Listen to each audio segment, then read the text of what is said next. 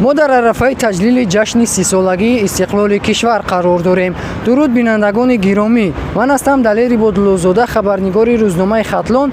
امروز ما با همراهی همکارمان فردوس عمرов تصمیم گرفتیم که از ساکنان شهر باختر پرسان شویم که از نگاه آنها بزرگترین دستاورد زمان استقلالیت چیست؟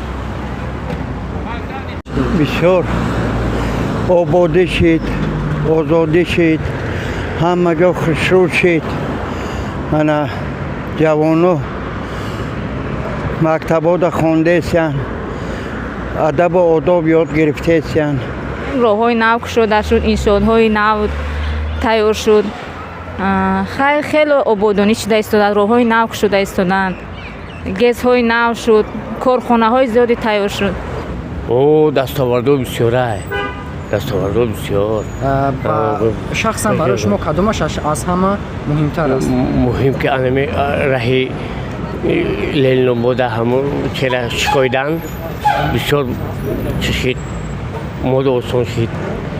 یعنی عقبه چرا شکایدن سلطه همی مود همی خیلی ضرور بود همی برای که زمستان بابشه رفتن نمیشید، قیم بود.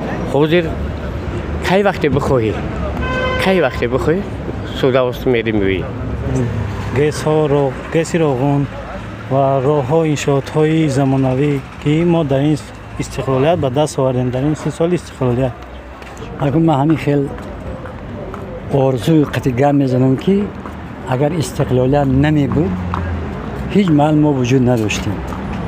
برای رحمت همین جناب عالی که همین قدر غمخواری ها کرده صاحب استقلالیت شدیم.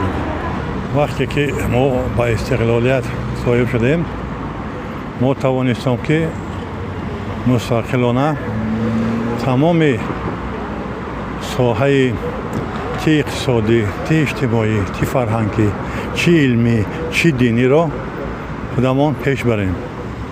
برای همین من حساب میکنم که چیز اساسی در همین 30 سال اقتصادی و استقلالیت دولتی ما این پیش از همه خودشناسی ملی است. پیشرفتی ها اگر ما به این چیزها گوییم خیلی پیشرفت رفته است، خیلی چیزهای نو ساخته ایستاده. به همین ها اگر در نظر من همین ها پیش آمده ایستاده. بهبودی است، یعنی که ساختمان ها شده است، آباد شده است، دانشکده ها بسیار شده است، یعنی دانش آموزان زیاد شده است. خیلی خدا کنه با جای کار هم بسیار می شود. همین خیلی بهبودی است.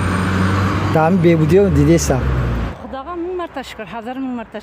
شکرانه تینجی و امانی کشور میکنیم و پرزیدنتمون هزارها بار رحمت. همه شرط و شرایط ها را داریم. شکر که آرد و گندم و دیگر خوراکواری ها را داریم. همه چیز به خدا ما بهترین نعمت خداوند به ما را خیلی عقل داده است. رحمت به جناب عالی و خدا همه بهترین کارو را کرده است.